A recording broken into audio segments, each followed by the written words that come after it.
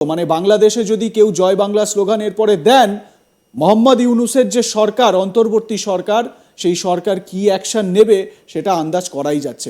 আর এই জায়গা থেকেই আমি আলোচনা করার জন্য সরাসরি আমন্ত্রণ জানাচ্ছি অনলাইনে বাংলাদেশি বিশিষ্ট আইনজীবী নিঝুম মজুমদার আমার সঙ্গে রয়েছেন এই মুহূর্তে।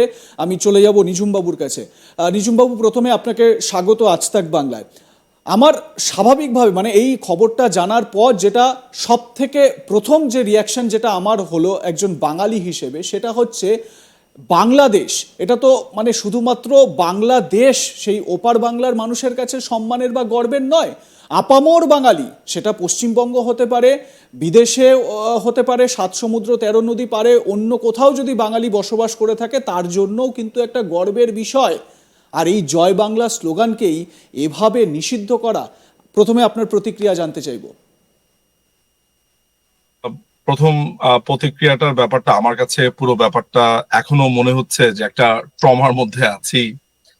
আহ ধরেন বাংলাদেশের যে এখন রাজনৈতিক পট পরিবর্তন হয়েছে যে বা যে অবস্থা চলছে, সেই জায়গাতে আপনি যদি যুক্তির খাতিরে ধরেও নেন যে বাংলাদেশ আওয়ামী লীগের ব্যাপারে বিরূপ মনোভাব আছে, আওয়ামী লীগকে আপনি অপছন্দ করছেন প্রতিপক্ষ হিসেবে, হোয়াট এভার, কিন্তু আপনার যে অস্তিত্ব, সেই অস্তিত্বে তো আসলে মুক্তিযুদ্ধ আছে। এটা তো আসলে আওয়ামী লীগেরও ব্যাপার না, বিএনপিরও ব্যাপার না, বা অন্যান্য যারা আছে তাদেরও ব্যাপার না।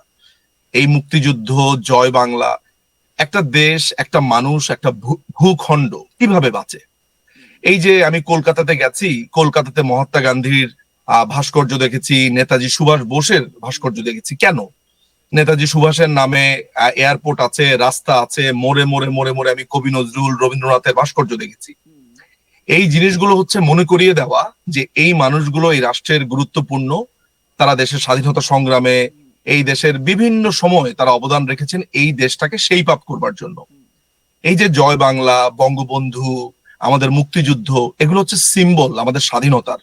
আমরা যেভাবে পাকিস্তানি হানাদারদের কাছ থেকে এই বাংলাদেশকে স্বাধীন করেছি, এই সব দলই, এমনকি বিএনপির যে জিয়াউর রহমান আছে, তিনিও জয় বাংলা স্লোগান দিয়েছেন। সেই ইউটিউবে খুঁজলেই আপনি দেখতে পারবেন তার সেই ভাষণ। জয় বাংলাটা কোনো দলের স্লোগান না। জয় বাংলাটা যেমন ভারতে জয় হিন্দ বলা হয়, এটা হচ্ছে তাদের একটা ন্যাশনাল স্লোগান, এটা এক ধরনের আস্থা। ব্যাপারটা হচ্ছে যে মানে কমপ্লিটলি এটা হচ্ছে যে আমাদের মুক্তিযুদ্ধের একটা অংশ। সবাই জয় বাংলা বলে যুদ্ধ করেছে, জয় বাংলা বলে পথ চলেছে। তো 2020 সালের 10ই মার্চ হাইকোর্ট তখন একটা রায় দেয় অ্যাডভোকেট বশির সাহেবের একটা রিটের প্রেক্ষিতে, যে প্রত্যেকটা দেশেরই তার স্পৃহার জন্য, তার উদ্দীপনার জন্য একটা কাল্ট ফিগারের প্রয়োজন হয়, স্লোগানের প্রয়োজন হয়। এটা একটা দেশের জন্য প্রয়োজনীয়। সেটাকে বিবেচনা করে জয় বাংলা স্লোগানটা ছিল আমাদের জন্য একটা স্লোগান। যেমন বক্তব্যের পরে জয় বাংলা স্লোগান বলা, এটার পরপর বাংলাদেশ বিমান থেকে শুরু করে বিভিন্ন জায়গাতে স্লোগানটা চালু হয়েছে, যেটা আমরা অন্যান্য দেশেও দেখেছি তাদের জাতীয় স্পৃহা, জাতীয় উদ্দীপনার প্রয়োজনে। বাংলাদেশে এই জয় বাংলা স্লোগানটা বাদ দিয়ে ঠিক ক আনা কার লাভ হলো বা কেন করা হলো, পুরো ব্যাপারটাই কিন্তু জয় বাংলা স্লোগানের দিকে যদি আপনি চোখ রাখেন, ব্যাপারটা জয় বাংলা স্লোগান নিয়ে না। ব্যাপারটা হচ্ছে যে ওরা যে বলছে যে বাংলাদেশের সংবিধান, 72-এর সংবিধান একটা ফ্যাসিবাদী সংবিধান, মুক্তিযুদ্ধের কথা বলে বাংলাদেশে আগাতে দেওয়া হয়নি, পাকিস্তান বিদ্বেষ জারি রেখেছে। অর্থাৎ এই যে পাকিস্তান যখন জয় বাংলা শোনে, তখন পাকিস্তানের যে জরুরিটা ওঠে পাকিস্তানের সাথে মানে ঠিক করার জন্য। নিঝুমবাবু, মানে একটা বিষয় আমি স্পষ্ট, আপনি খুব সুন্দরভাবে একটা উদাহরণ দিলেন জয় হিন্দের। আমরা যখনই এদেশে জয় হিন্দ বলি, বন্দে মাতারম বলি, তখনই আমাদের মধ্যে দেশভক্তি একটা মানে বলা যায় শিহরণ জেগে ওঠে।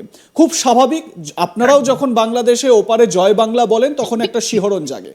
এই যে এই জয় বাংলাকে নিষিদ্ধ করার মধ্যে দিয়ে প্রথমত 71-এর মুক্তিযুদ্ধের যে ইতিহাসকে মোছার চেষ্টা, দ্বিতীয়ত পাকিস্তানপন্থী যে এই নতুন বাংলাদেশ, পাকিস্তানপন্থী নতুন বাংলাদেশের ধ্যান ধারণাকে বিশ্বের কাছে আরো সামনে নিয়ে আসা।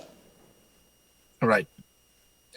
মানে পুরো ব্যাপারটা যেটা দাঁড়িয়েছে সেটা হচ্ছে, আপনারা জানেন যে বাংলাদেশ এখন আরেকটা, আমি আসলে এটাকে বাংলাদেশ বলি না, এটি পূর্ব পাকিস্তান হয়ে গেছে, একদম কমপ্লিটলি পূর্ব পাকিস্তান হয়ে গেছে।